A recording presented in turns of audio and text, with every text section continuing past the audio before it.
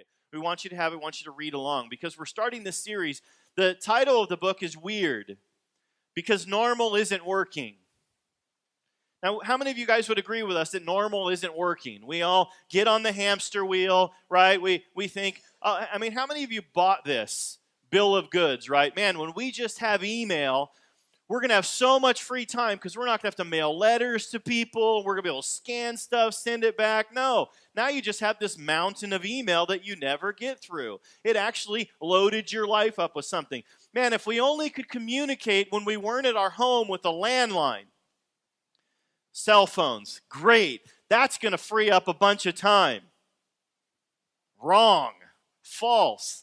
It didn't happen. Now everybody's got a piece of you, and if you don't respond back, you got to, any of you have like iMessage and you turn off like the read receipt because you don't want people to know if you don't have time right then to fire one back? I'd never do something like that. I don't know how to turn that feature on. I don't know what I'm talking about here. But the reality is, people are tugging at our time all the time, right? So in this series, we're going to talk about being weird. Because God has called us to be different. He's challenged us to be different. And this first week, I'm going to talk about being weird with time. Our time. And in the book, I'm going to read the way the book starts out. Because if you haven't read it, we're just going to jump into it. It's a story. Pastor's name is Craig Groeschel. He's the pastor of Life Church in Oklahoma. And now they've got multiple campuses there. And he writes this. I hope you guys can relate with this. Because I know that I can. Just before Christmas, my whole family piled into our kid-moving vehicle and rushed to the nearest mall to grab some last-minute Christmas presents before dashing to a holiday party. As usual, we were running late and were slightly on edge. Entering the mall parking lot, I was overwhelmed by the traffic. Cars crawled bumper to bumper, inching along like a million ants trapped in a puddle of honey. Instinctively, I prayed one of those selfish, God, please get me a parking space prayers, as if God wants me to get the one before all the other ants. Out of the corner of my eye, I spotted an old pickup truck near the mall entrance, leaving its space. God is so good. I punched the accelerator and sped toward my answered prayer, hoping to gain a few precious extra seconds. I immediately staked my spot with eye lock. Eye lock is this ancient practice of claiming a spot by looking directly at it. As long as you don't look away, the spot's yours. The spot is yours. Relieved that I might actually avoid the tedium of trolling up and down each aisle, I kept my eyes deadlocked on the spot and prepared for entry. Out of nowhere, a red sports car whipped in front of me, breaking my honorable eye lock and stole my parking spot. Unbelievable. Frustrated beyond words, with pressure mounting because of our tight schedule, I did something that I'm not proud of doing. While my wife pleaded with me and my kids prayed loudly, I backed up my vehicle, pointed it directly at the red sports car, shifted into neutral, and revved my engine. The driver of the sports car glanced in his rearview mirror, only to see me glaring at him. Like a drag racer leaving the gate, I popped from neutral to drive, peeled out, and shot straight toward the rear of the enemy car. It's hard to know what happened next. Maybe it was my wife threatening me. Perhaps God answered my kids' prayers. Maybe I realized that I was still in our minivan and not in a NASCAR race. Whatever the reason, right before impact, I slammed on the brakes and stopped just short of his car. With all the Christian love I had, I rolled down the window and shouted at the top of my lungs, "What do you think you're doing? You know I had eye lock, you idiot. Now you're going to make me really late, you red sports car driving loser." After rejoining the other ants, we searched for another 20 minutes and finally found a parking spot somewhere near the state line. Thanks to me, no one in my family had the Christmas spirit as we entered the mall. My wife barely spoke to me, running even more behind schedule. We dashed from store to store, breathing heavy in our rush. As we entered JCPenney's, who should approach us but my old friend, the driver of the red car. Just great. Images of me, of my picture with the headline, "Local pastor assaults man over parking space," flashed through my mind. "I can tell you're in a big hurry," he said, as my blood pressure continued to rise. "But it appears you have more going on in your life than you can handle." My wife gave me the "remember you're a pastor and better behave" look as the driver continued. He goes on to say, "I'd like to tell you about someone who could really help. Jesus. I really believe you need him, and he could change your life. Ouch. Ouch. How many of us have ever been there? Have you ever been there? Like you're just on, you got angst. It's like, oh, I got to park because I got a thing and I don't have a card and I got parking money and I need 2 quarters. I just need 2 quarters. I can feel my blood pressure up right now. Maybe not to that extent, but we've acted like this and we've acted so unlike Jesus, haven't we? I want to talk to you guys about 2 types of time. There's chronos time, and I've talked to you about this. Some of you guys will know this already. There's chronos time. There's chronological time. Like a moment ago, I read you a story. And last week, some of us were here, and we taught the last week of the book of James. That's chronos time. It's chronological. Time is ever moving in one direction. We can't do anything to stop it. We can't slow it down. We're just part of this wave of time moving throughout history. There's nothing we can do about it except live our lives in the moment. And then there's kairos time. It's another Greek word. There's 2 Greek words. There's kairos time, and kairos times means making moments matter. Looking for the time in chronos time to do something outside of yourself that would make a difference in somebody's life, that would bring meaning to your own life, that would grow you in some significant way, or the people around you. It means taking the time to do something, to learn, to grow, to make a moment matter. You guys know what I'm talking about. If you've ever had kids, and there's that moment where maybe they sit on your lap and they begin stroking the hair on your arm, or they look up at you and they just say, Daddy or Mommy, I love you.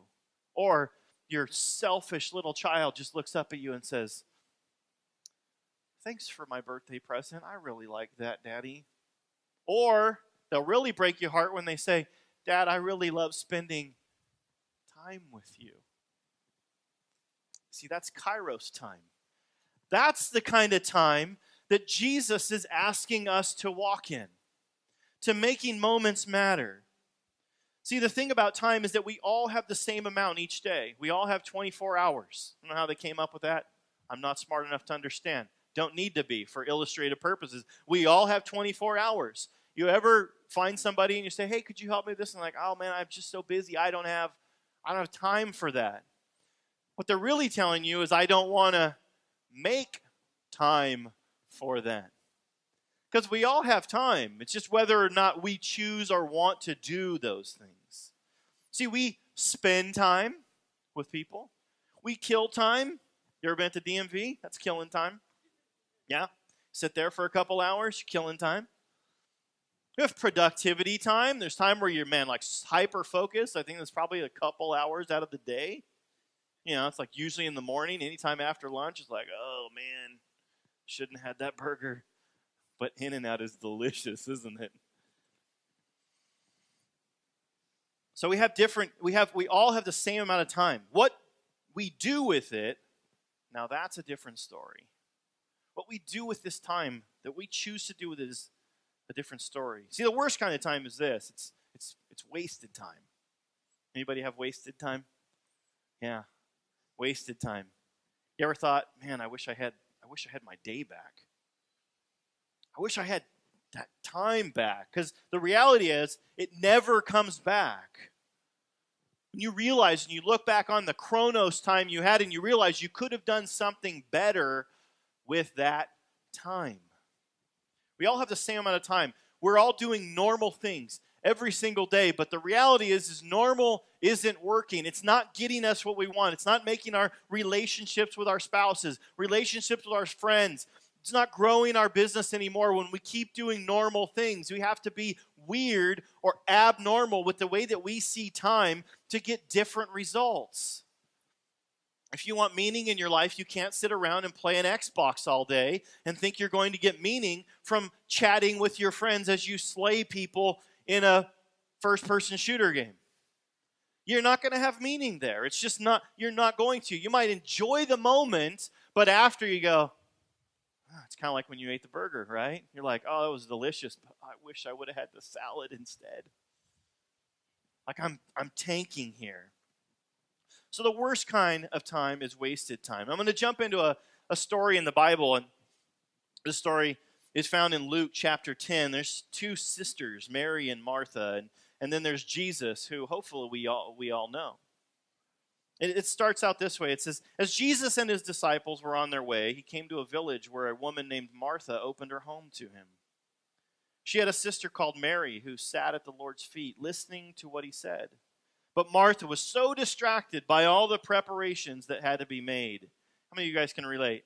Someone in importance coming over? It's not me. I know you guys don't clean your houses for me. I'm just me. But if Jesus was coming over, guess what? There'd be a new rug at the entryway, right? Like stuff would be dusted, like that photo that you have, or, it'd be clean. There wouldn't be like a 3-day-old In-N-Out drink. I'm on In-N-Out today. In-N-Out drink cup sitting on the coffee table still, right? It wouldn't be there. So Martha is running around preparing. So Mary is sitting at the Lord's feet, but Martha's distracted by all the preparation that had to be made. She came to him and asked, Lord, Jesus, don't you care that my sister has left me to do the work by myself? Tell her to help. Like, come on. Why do I always got to carry the load? Why do I always got to get things ready? Why am I always the responsible one? This is a perspective that we have, right? I got to do work because I got to make money because we have to have groceries and we got to live in this house and be in this school district and get this job and that car and insurance and all these things that are vying for our time, that we become an actual slave to the things that we own, and it steals our time from us. And Jesus says this, Martha, Martha, Marcia, Marcia, Martha, Martha, the Lord answered. You're worried and upset about many things, but few things are needed. Or indeed, just one. Only one, he says. Mary has chosen what is better, and it will not be taken away from her. What's Jesus saying here? He's saying, you're rushing around in Chronos time, and she's seeing things in Kairos time. She's realizing that this moment, with the King of Glory, with Jesus Christ sitting in the living room, may never happen again, and she chose the better thing. We all have the same amount of time. What are we choosing to do with our time? Is it busy work? Do these things have to be done that really don't have to be done? He answers that, right? He says that. But he says this, you're worried and upset about many things, but few things are needed. Few things are needed. Oh yeah, we might want all that put in place, right? We might want all this taken care of. But how many things are really needed? I have a question for you. If you had to judge how you use your time, would you be proud to share what you do with it? Would you be proud to share, like what you did with it? If you had to account for every hour you had in the past week, like would you be proud of yeah, I think I did the best thing. I did the better thing in this moment. Instead of Netflix and chilling, I actually went out and served my neighbors. I cut my grass and their grass. I actually went to go see a dear friend. I made time in my schedule to go see a dear friend who I know is struggling. And I took them to lunch, and I encouraged them. But whatever those things might be, I don't think there's any one of us in here that's that big H word that we don't like talking about, the honest word. Like, I don't want to be honest with myself all the time because it means that I got to maybe tweak or change the way that I'm living. If we had to judge how we used our time this past week, this past month, the past year, would we be proud of the things that we've done with our time? How many hours have you spent playing iPhone games? I tease my wife all the time because she plays Match 3 all the time on her phone, just like constantly. Match 3, and I'm like, I'm not trying to bust her out. She's playing right now. Look at her, right there. Just kidding. She's not. She's texting. She's reading the scriptures. She's reading the rest of the chapter. Totally busted her out. I'm paying for that one in Chronos time later. Chronos will not be good to me. Would Jesus be proud of how you spent all the hours you had last week? Like, would it make the Father proud how you spent your time being busy? So you may be making excuses in your mind right now because you know you could do better with the time that you have, but for some reason you just aren't. Maybe you don't think about it. Maybe it's just so easy, out of sight, out of mind. I'm just busy. You just get your nose to the grindstone, continue doing in your routine. Maybe you're just, I don't know. Maybe you just, I don't even know. Last week was a blur. I'm lucky I'm here. Lucky that I know it's Sunday. Maybe that's you. You might be saying, Jeremy, I'm not doing bad things. I'm just too busy. Like, I got a lot of stuff. I'm getting stuff done, man. I'm proud. There's a quote I like.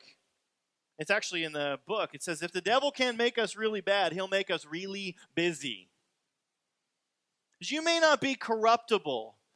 You may not be corruptible where you would go out and do bad things, but the Bible says, to him, and we just thought about this, to him who knows the good that is to be done and doesn't do it, to him it is sin.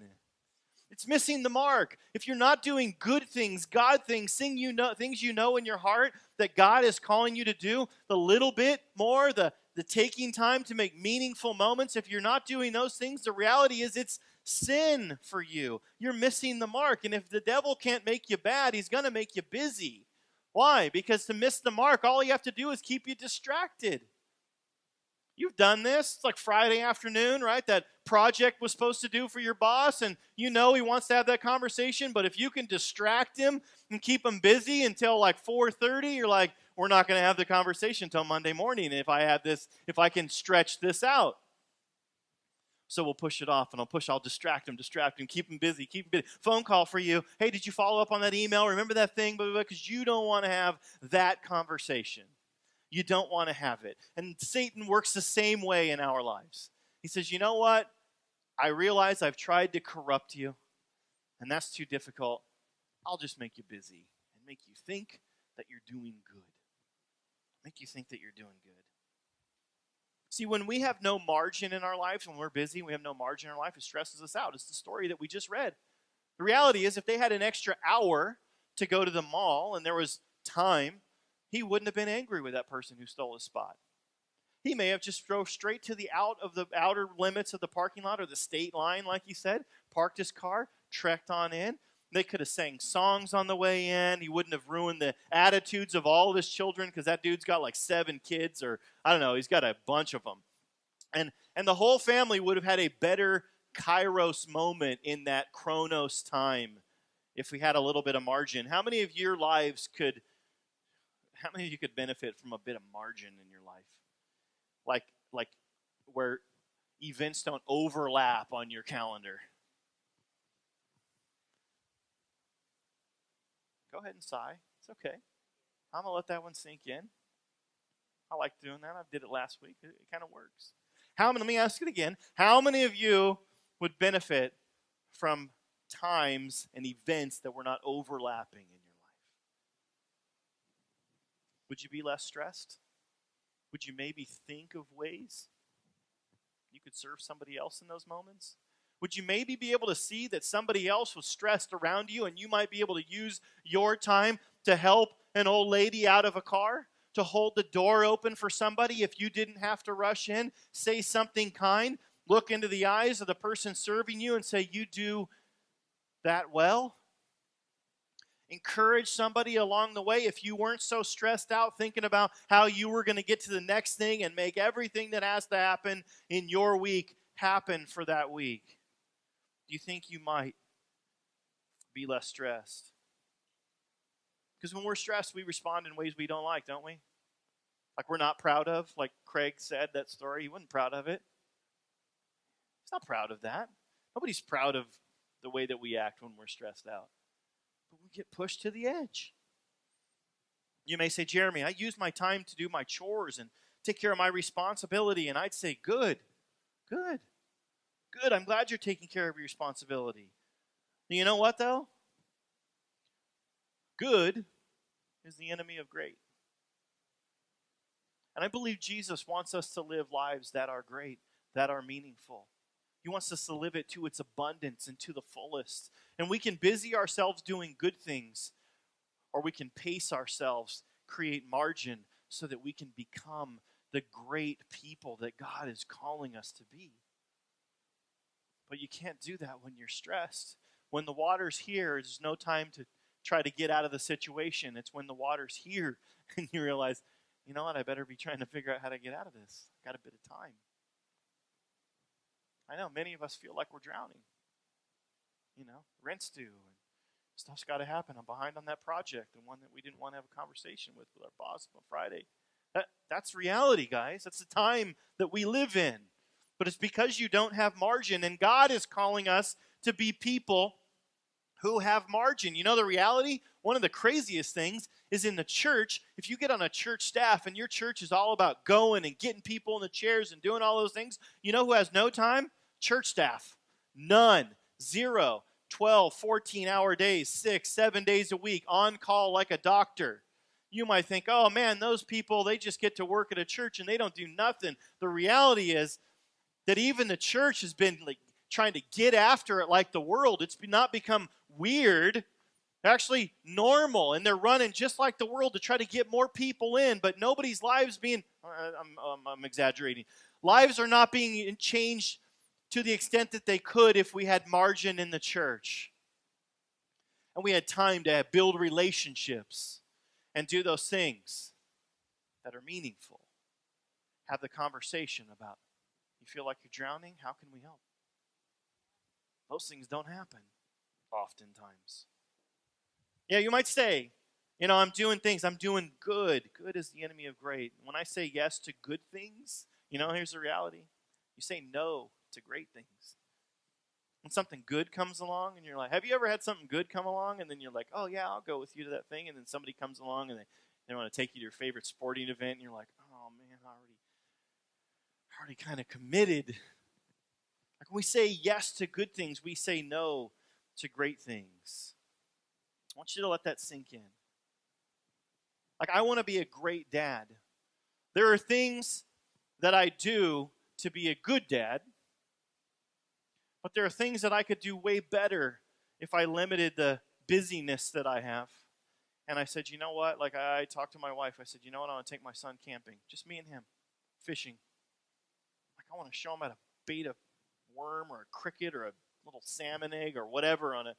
I'm going to throw it in there. You know why? Because I remember those things.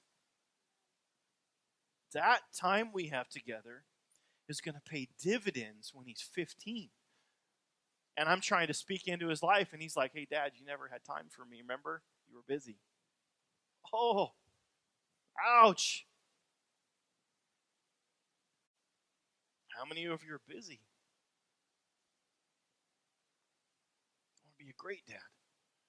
It's good that we keep a roof over his head and food in his belly and hurt in their bellies, but we want to be great parents. I want to be great friends to you guys.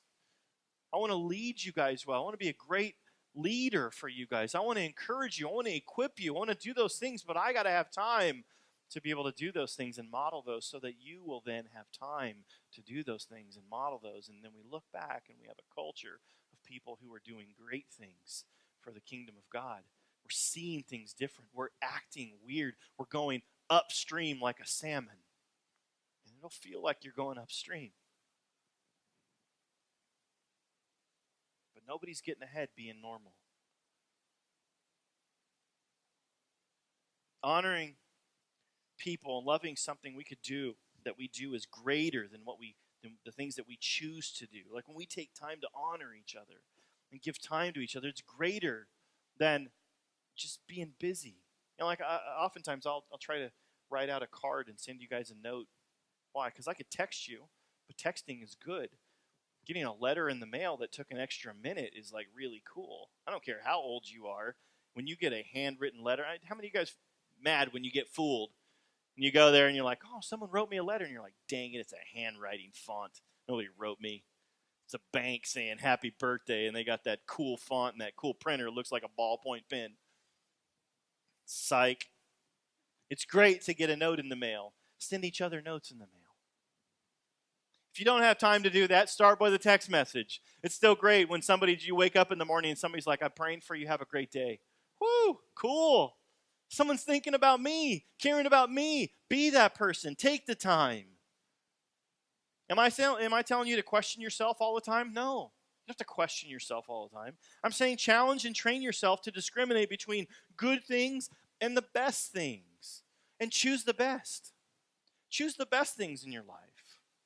See, in the book, the author suggests that maybe for the first time in our lives, we should not make a to-do list, and we should make a to-don't list. How many of that sounds good to? Like, I want to make a to-don't list. Like, what do I want to get rid of? Like, we do spring cleaning, right? We get rid of stuff that we don't need. How many of you guys have ever looked at your life and said, you know what? I'm going to discriminate through my schedule. And I'm going to say, you know what? That's only a good thing, and I want to place a great thing in there. And I'm going to push this good stuff aside. You know what? It's just, I'm not doing that anymore. Sometimes you can just push it away. Sometimes, if you want to be a great leader, you can grab a friend who's maybe not doing anything. You say, hey, would you partner with me? I need to get this off my schedule, but I think you would be perfect for it. And together, we could go further, faster. Would you put this? Don't just like load somebody up with it. Just not if that would be if it would be a great step for them. Think of how you could lead somebody that way. Not that you just want to push things away and let the balls drop, but who else could do that? That's leadership. See, creating a to-don't list seems to be counterculture. Because we need to get stuff done. We need to succeed. We need to get ahead. And if I stop on the to-dos, I'll fall behind, right? How many are with me there? We need to work harder so we can provide more, so our families have everything. How many of you have realized, if you just went like 70 years back, we had a lot of black and white films. How many of you guys realize that even though there was not a lot of technology and a lot of stuff in the 50s, how many of you think people like had more family time and relationships, sat on their porch and talked to their neighbor, said hi to the milkman, said hi to the mailman, and had relationships in society? Like, our technology and our pace has driven us into a worse and worse and worse quality of life. And I'm saying, as Christians, we need to be weird. The Bible is saying, as Christians, we need to be weird, and we need to embrace the great things we had in the past, and maybe get off Facebook and Match 3 and those games that easily lead us astray. Was she playing again? But that's the reality, right? How many of you guys watch those old movies and goes, man, I wish there was time we could sit on a front porch with a neighbor and just have a conversation. Watch kids ride bikes up and down the street. Be encouraged when you go. Know your grocer. Have a relationship with a person that you have at the grocery store. You know you can do that, right? Like, I frequent the same places all the time, so I can build relationships with the people that serve me in those locations. And then I remind myself to ask them, oh, you told me about your son did he get that college? Did he get into that college you're trying? And you know what? They're like, wow, somebody noticed me. I'm doing these things so that I can point them to the one who ultimately cares. That's why I live my life that way. See, we believe that we have to do more. We have to add more things to our to-do list, but this is a fallacy. Your family will never, ever have everything. You will never, ever have everything. It's the big G word. It's called greed, and greed is never satisfied. Ever. I don't like to catastrophize things, but ever. This is a place where ever always means ever. You'll never satisfy greed. Family will never have everything. You'll never have it. As a matter of fact, the more they have oftentimes leads to a less quality of life. It's more of a distraction from the meaningful things. Think about it. If you didn't have a TV in your living room and you were sitting around with your family and you didn't have iPads and phones in your pockets, what would you do? If you're hanging out with friends, how many of you have been in a restaurant and everybody at a table of 4 is looking down like they're FaceTiming on their phone? They're not present with anybody they're having dinner with. They're connected to the world out there, which minimizes the relationship of the person that you're sitting in front of. What are we doing with our time? Are we normal? Or are we weird? want to be weird. See, I had stuff as a kid, but I can't remember hardly any of the Christmas presents I ever got. But you know what I remember? I remember being at my grandma's house on Christmas and playing ping pong in the backyard.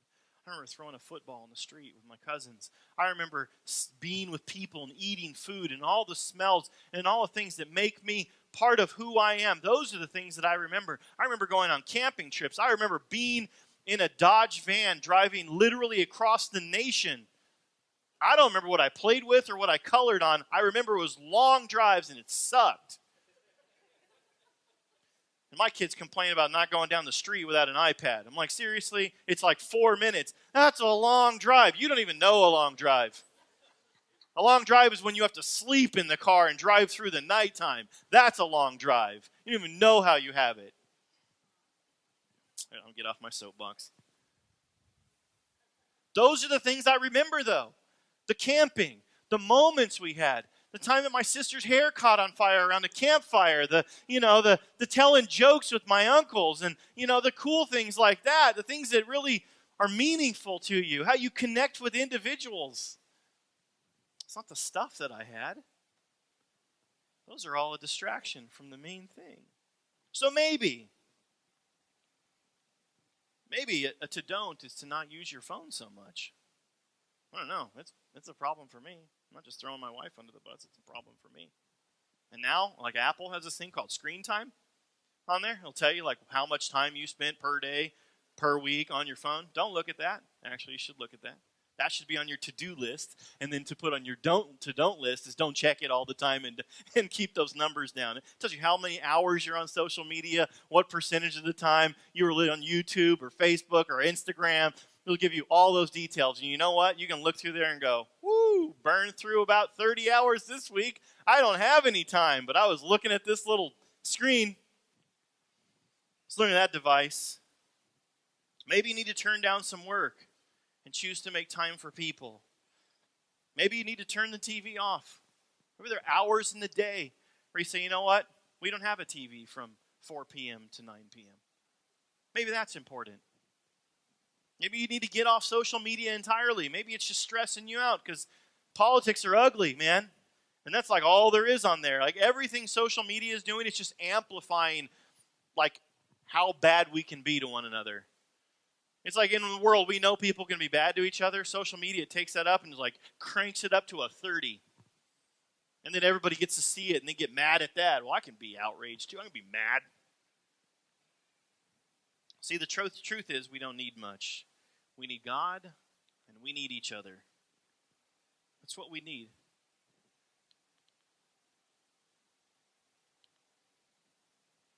Just turn this thing off.